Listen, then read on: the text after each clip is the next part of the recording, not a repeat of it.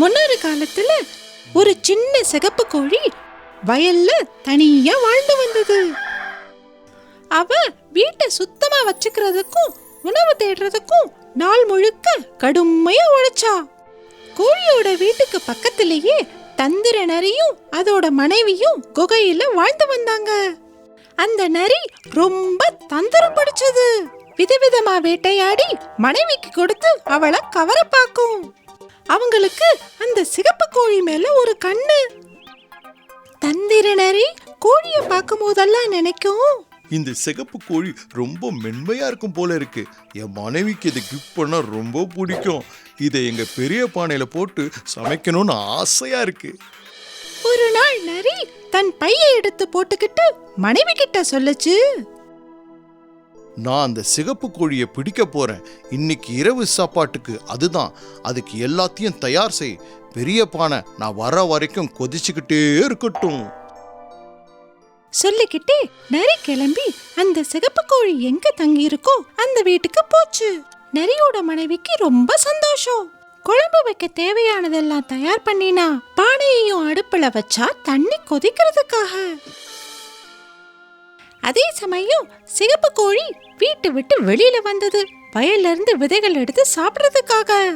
மரத்துக்கு பின்னாடி ஒளிஞ்சுகிட்டு இருந்த தந்திர நரிய அவ கவனிக்கல. சிகப்பு கோழி பார்வையிலிருந்து ரொம்ப தூரமா போனதும் வாய்ப்புக்காக காத்துக்கிட்டு இருந்த நரி சிகப்பு கோழி வீட்டுக்குள்ள நுழைஞ்சிச்சு. தந்திர நரி திட்டம் போட்டு வச்சிருந்தது அவ வந்ததும் எப்படி பிடிக்கணும்னு. கொஞ்ச நேரத்துக்கு அப்புறம் சிகப்பு கோழி கூட நிறைய விதைகளோட திரும்பி வந்துச்சு. வீட்டுக்குள்ள வந்து திறந்திருக்கிற கதவை சாத்துச்சு. நரிக்கு வெளியில போக முடியாதுன்னு தெரிஞ்ச உடனே தன்னோட பெரிய பைய பெருசா விரிச்சுக்கிட்டு அவ மேல பிடிக்கிறதுக்காக பாஞ்சது. சிகப்பு கோழி ரொம்பவே பயந்துடுச்சு. விதைகள் இருந்த கூடையை கீழே போட்டுட்டு வீட்டுக்குள்ள இருந்த கட்டை மேல ஏறி போய் உக்காந்துக்குச்சு. அப்புறம் மூச்சை பிடிச்சுக்கிட்டே நரிக்கிட்ட சொல்லுச்சு, ஓ தந்திர நரியே, என் வீட்டுக்குள்ள என்ன வேலை உனக்கு? நீ எவ்ளோ கஷ்டப்பட்டாலும் என்ன பிடிக்கவே முடியாது. நீ எவ்வளவு நேரம் தான் மேலேயே உட்கார்ந்துட்டு இருப்ப? நரி சொல்லுச்சு. ஆனாலும் நரிக்கு தெரியும் கோழியை பிடிக்கிறது இப்போ அவ்வளவு ஈஸி இல்லைன்னு. சிகப்பு கோழி வேகத்தோடவும் விவேகத்தோடவும் செயல்பட்டுச்சு. நரி புத்திசாலித்தனமா நிதானமா கொஞ்சம் யோசிச்சது. உடனே ஒரு அருமையான யோசனை வந்து சொல்லுச்சு, உன்னை பிடிச்சு இன்னைக்கு டின்னரா சாப்பிட போறேன். என் மனைவியை ஏமாத்த முடியாது. நரி சிகப்பு கோழிக்கு கீழே நின்னுக்கிட்டு வட்ட வட்டமா வேகமா சுத்திக்கிட்டே இருந்தது. பாக்குறதுக்கு அதோட வாழை பிடிக்க போற மாதிரி இருந்தது. இதையெல்லாம் மேலே இருந்து பார்த்த சிகப்பு கோழி நினைச்சது, அவன் சோர்வான உடனே இந்த இடத்தை விட்டு போயிடுவான். நரி வட்டமா வேகமா சுத்துச்சு. தன் வாலையே துரத்துச்சு. சிகப்பு கோழி மேலே இருந்து இத பார்த்துக்கிட்டே இருந்துச்சு. நரி என்ன செய்யுதுன்னு அதுக்கு புரியவே இல்ல. பாவம் சின்ன சிகப்பு கோழி மேலிருந்து நரிய பார்த்துக்கிட்டே இருந்ததால சீக்கிரமே கரங்கி போய் கட்டை மேல உக்காரவே முடியல. மேலிருந்து தந்திர நரியோட பைக்குள்ள விழுந்துடுச்சு. பைய தூக்கி தோள்ல போட்டுக்கிட்ட தந்திர நரி தன்னோட குகையை நோக்கி நடக்க ஆரம்பிச்சது.